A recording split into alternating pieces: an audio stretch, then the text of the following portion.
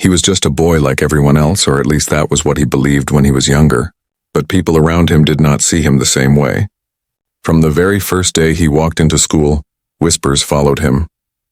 His eyes were different, and that difference became the center of every cruel laugh and every mocking word. His eyes were not like the others, strangely shaped, oddly colored and almost glowing under the sunlight. To him they were just his eyes. He never thought much about them. But to other children, they were something to point at, something to laugh about, something to turn into a joke. Whenever he entered a classroom, someone would nudge a friend, lean closer and whisper. Laughter would break out, and he knew, without anyone saying his name, that it was about him. At first he tried to ignore it. He kept his head down, walked straight to his seat, and told himself it didn't matter. But deep inside it hurt. No child likes to be the center of cruel attention. No child likes to feel like they don't belong. And day by day, the weight of those mocking eyes pressed harder on his young heart. Even teachers noticed the way students laughed at him. Some scolded the class, but it never changed anything. When authority figures turned their backs, the teasing returned, sharper and crueler. Alien eyes, some would say. Others would cover their faces, pretending to hide from his gaze, as if his very look was something dangerous. It was a game for them, but for him, it was a wound that never healed. At lunch, the cruelty followed him. He would sit alone in the corner of the cafeteria, trying to eat quickly, hoping no one noticed him. But someone always did. A ball of paper might be thrown at his tray, or a cruel joke would be shouted across the room. He never answered back. He never shouted. He only lowered his head and tried to finish his meal before anyone made it worse. At home, things weren't much easier. His parents loved him, but even neighbors and relatives whispered. They would glance at his face and then look away quickly, pretending not to notice. Some even asked his parents if something was wrong with him, if maybe his strange eyes were a bad sign, a bad omen. He heard those words when he wasn't supposed to. He heard the pity, the fear, and it only made him feel smaller. He often looked into the mirror at night, asking himself silently, "Why me? Why my eyes?" He would trace the outline of them with his fingers, wondering why people could not see past them, why no one tried to know the real him. In those quiet moments when no one else was around, tears would fall. He tried to be strong, but he was only human, and he was only a child. The mocking became so regular that it was like part of his daily routine. He would wake up in the morning, dress for school, and prepare his heart for what was coming. He knew there would be laughter. He knew there would be whispers. He knew he would walk through the halls like a shadow, never truly seen except as the object of someone else's entertainment. But inside that quiet boy, something was slowly forming. Every cruel laugh carved a scar, but every scar built strength. He began to notice things. He noticed how shallow people could be, how quickly they judged what they did not understand, how easily they turned differences into weapons. He learned the painful truth of human behavior earlier than most children do. He never fought back, not because he was weak, but because he carried a quiet kind of strength. He refused to give them the satisfaction of seeing him angry, of seeing him cry in front of them. Instead, he learned to endure, to swallow the pain and keep moving. It was not easy, but it shaped him in ways no one else could see. There were nights he wished he could be someone else, someone normal, someone who could walk into a classroom without drawing stares. But deep down, a small part of him whispered that maybe, just maybe, there was a reason he was different. Maybe his eyes were not a curse, but a secret gift waiting to be revealed. Still, for now, all he could feel was loneliness. He walked the long road home from school each day with heavy steps, the sound of laughter still echoing in his ears. His small hands tightened into fists inside his pockets, not from anger, but from the effort of holding back tears. He told himself it didn't matter. He told himself he didn't care. But in truth, every word, every laugh, every cruel glance left a mark on his soul. 2 years is a long time when you live in pain every single day. Yet he endured. He carried the weight of all the mockery without breaking. What others could not see, what even he did not yet realize, was that the very thing they laughed at would one day become his greatest strength. But at that moment, all he knew was the loneliness of being mocked, the sting of being misunderstood, and the quiet hope that one day the world would see him differently. When the laughter followed him for weeks, then months, he realized something important. He could not change the way his eyes looked. No matter how much he wished, no matter how hard he prayed, He would wake up every morning and see the same reflection in the mirror. The world was not going to accept him just because he wanted them to. So slowly he began to change from the inside. He learned the art of silence. Instead of answering cruel jokes with anger, he chose to say nothing. Instead of letting their words break him, he started to build walls inside his heart. He carried his pain quietly like a secret, and hid it where no one could reach. They thought their laughter had defeated him, but in truth he was building something powerful deep within, a patience that few his age could ever understand. At school, he found his escape in books. While others played outside, shouting and running freely, he sat by the window in the library, his strange eyes moving quickly across the pages. Stories became his safe place. Inside those pages, no one laughed at him. No one pointed fingers. Heroes rose from nothing, outcasts became legends, and ordinary boys discovered hidden powers that changed everything. Each story gave him hope, even if just a little, that maybe his life too could change one day. But it wasn't only books. His eyes, the very thing that caused him so much pain, allowed him to notice details others ignored. He saw patterns in numbers, shades of colors others thought were the same, and movements so slight that no one else caught them. He would spend nights sketching things he saw, shadows, lights, angles of buildings, things that appeared ordinary to others but alive to him. Drawing became another way to survive, another way to express what he could not say. Of course, the world didn't notice. His classmates still mocked him in hallways, still whispered behind his back. But while they wasted their energy laughing, he was growing sharper, stronger, and more focused. Every insult became fuel. Every cruel word became a reminder of why he had to keep pushing forward. He didn't know what he was preparing for, but deep inside he believed the day would come when he would finally prove them wrong. Loneliness was heavy, but it also gave him freedom. With no friends to distract him, he spent hours practicing, learning, and observing. Others saw a quiet boy sitting alone. What they couldn't see was the storm of thoughts behind those unusual eyes. He was building himself piece by piece in silence without anyone realizing. Sometimes at night, when the world was asleep, he would stand by his window and stare at the stars. They seemed so far away, yet they burned so brightly in the dark sky. He wondered if maybe he was like them, distant, misunderstood, but carrying a light no one else could see yet. The thought gave him courage. The thought kept him going. 2 years is not a short time. For 2 years he carried the burden of being mocked, but for 2 years he also built himself in ways no one around him could understand. By the time those years passed, he was not the same boy they used to laugh at. He was stronger, wiser, and prepared for something bigger. The struggle was silent, but it was powerful. It shaped him in ways that pain often does.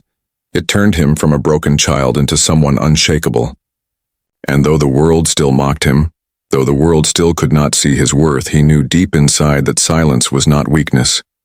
Silence was his preparation, and soon the same eyes they laughed at would show them a truth they could never forget. 2 years had passed. For everyone else, it was just time flowing by. Nothing special. But for him, those 2 years were like fire and steel. They had shaped him in silence, carved him in pain, and prepared him for something he didn't even know was coming. The world around him remained the same. The same mocking voices filled the classrooms. The same whispers trailed behind him in hallways. Yet he no longer carried the same weight as before. He had grown. His silence was no longer just survival, it was strength. His strange eyes, once a target of ridicule, had become sharper, wiser, and hungrier for a moment to prove themselves. And that moment came unexpectedly. One morning, the school announced a big event, a competition that would test skill, precision, and creativity. It wasn't about strength. It wasn't about popularity. It was about vision, patience, and attention to detail. The challenge was to design something new, something no one had ever seen before, using a mix of art and science. For most students, it was just another event, another chance to play, another chance to waste time. For him, it was different. It was an opening, a door cracking wide after being locked for years. At first, no one believed he would even enter. Why would the quiet boy with the strange eyes compete? The same people who mocked him laughed louder when his name appeared on the list. He thinks he can win? They scoffed. What can he do that we can't? Their words stung, but only for a moment. He had heard worse. He had lived through worse. And now, instead of breaking him, their doubts only added fuel to the fire already burning inside him. The day of the competition arrived. The room was filled with students, teachers, and even parents. Tables were lined up, materials were prepared, and the challenge began. Everyone rushed into action, scribbling designs, cutting pieces, trying to impress the judges with loud words and confident gestures. But he did not rush. He sat still for a moment, his unusual eyes scanning every tool, every angle, every detail. And then he began. His hands moved with calm precision. While others grew frustrated with broken pieces and failed attempts, he seemed to see the problem before it happened. His eyes caught details no one else could. A slight bend here, a tiny shift there. Colors blending in ways others didn't even notice. His classmates stared in disbelief. The boy they mocked for so long worked like an artist, like a craftsman, like someone who saw the world differently. The room grew quiet around him. Whispers began to spread, but not the usual kind. This time the whispers carried surprise. For the first time they weren't laughing, they were watching. Hours passed and finally the results were displayed. His creation stood out immediately. It wasn't just good. It wasn't just clever. It was breathtaking. The design carried beauty and logic, creativity and structure. Something so unique that even the judges were left speechless. What others had laughed at for years, the strangeness of his eyes, was revealed as his greatest gift. When his name was announced as the winner, the room fell silent. For a moment no one clapped because no one could believe what they had just seen. The same boy they had ridiculed, mocked, and pushed aside was now standing in front of them as the undeniable champion, and slowly the silence turned to applause. It was hesitant at first, awkward even, but it grew louder and louder until the entire hall echoed with claps. But he knew the truth behind that applause. It wasn't respect, it was regret. They were clapping because they finally understood what they had missed all along. They weren't cheering for his victory. They were covering the shame of their cruelty, hiding the guilt of every insult they had thrown at him. And he stood there quietly, his strange eyes shining brighter than ever, not with tears this time, but with a strength born from years of silence. The turning point had come. He no longer had to hide. He no longer had to endure in shadows. The world had finally seen what he carried within him, and there was no going back. The applause filled the hall that day, but beneath the clapping hands and smiling faces something else was hidden. Shame. The people who once laughed at him now looked at each other with uneasy eyes. They remembered the cruel jokes, the whispered words, the laughter that echoed whenever he passed, and now standing before them was the boy they had tried to crush. He was not broken. He was shining. After the competition, his name spread quickly. Teachers praised his work, judges admired his vision, and even strangers spoke of his talent. But those who knew him from the beginning carried a different feeling. Every time they saw his face, every time they saw those same strange eyes, they were reminded of the way they had treated him. It was no longer a joke, it was a wound on their own hearts. At school, the silence was different. The same children who once mocked him now avoided his gaze, not out of cruelty but out of guilt. They wanted to speak, to apologize, to say something to erase the past. But how do you erase years of laughter?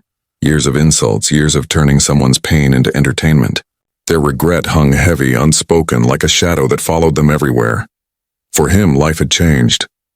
He was no longer the boy who walked with his head down. He walked with quiet confidence, not loud or arrogant, but calm and unshakable. He did not throw their cruelty back at them. He did not humiliate them in return. He simply lived, stronger than before, and that hurt them even more. His forgiveness was not spoken, but his silence was powerful. It reminded them that while they wasted years mocking, he had spent those years building something greater.